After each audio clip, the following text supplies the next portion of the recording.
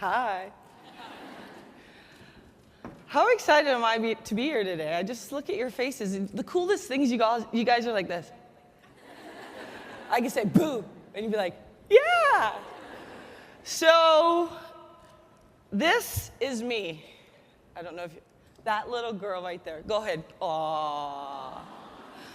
The truth is, shyest kid ever. Look at me now. You couldn't get me to speak. I was that kid, and actually the girl who tried to make me smile in that moment, I made her cry because she could not get me to smile. I was stuck to my mother's side. I actually felt I had no value in this earth. I just observed people. And I moved to Canada when I was 8 years old. I moved from a small island called Dominica, not the Dominican Republic. Sadly, the island had just got decimated by the hurricane. And when I moved here, my first day of school, I thought I made my best friend. He came and he asked me, can you hold this for me? I'm like, yay. And he put it in my hand, and it was a firecracker, and went off in my hand. And I remember falling to the floor and crying and telling my parents it was the worst decision they made to move us here. And everything changed for me when I picked up a soccer ball. I was invited to my first sleepover. People were talking to me. I felt cool. And it changed my life. And I went from this shy kid to this kid you couldn't shut up, like now. And when they would ask at school, who has a big dream? I'd be like, me! And they'd be like, what do you want to do? I was like, I want to go to the Olympics, and I want to win a medal for Canada. And they'd be like, you're crazy. And I'd be like, yeah! But the thing is, I started to dream big. I started to believe in myself. I started to be bold. And guess what? My first big team I tried out for, a BC team, I got cut.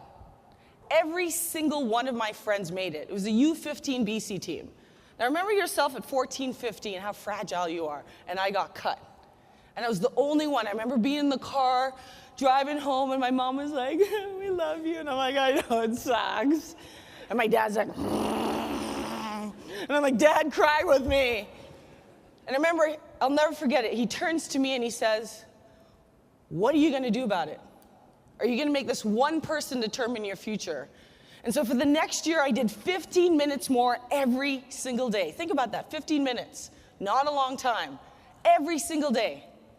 If you put 15 minutes more every single day towards your dream or who it is that you want to be, I'll tell you what happens. The next year, I had confidence because I put in the work. It wasn't somebody else telling me to do something. I put in the work. And I walked by the same coach who was there with his clipboard. Ho, ho, ho. He's not Santa Claus, but he's like... And he's like, LeBlanc, you're back. I said, no, you told me I wasn't what you're looking for. And I walked right by him, went to a year older, and made that team.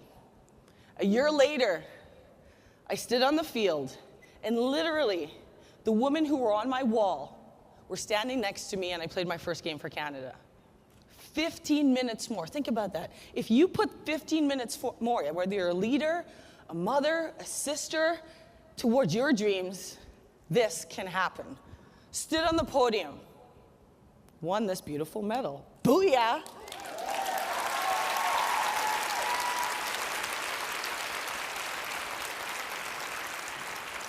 It's a pretty cool accessory, not gonna lie.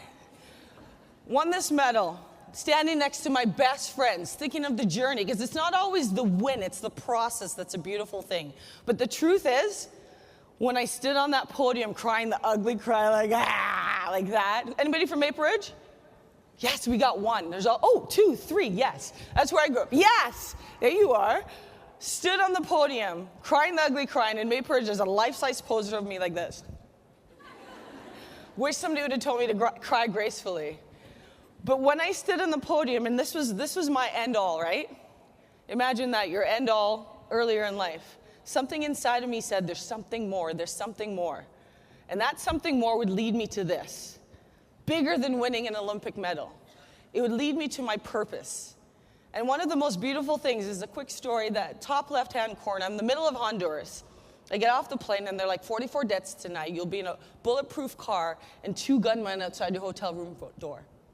I'm from Maple Ridge, okay? I'm like, but the first thing I do is this camp for 200 young girls, and they come sprinting across, and these 13 and 14-year-olds are putting down their babies because they only know what they know. That's what their mothers did, and that's what their mothers' mothers do. And that's why what we do in this country is so important. We lead the way for people around the world, for women around the world to believe and see in more than what they see every day.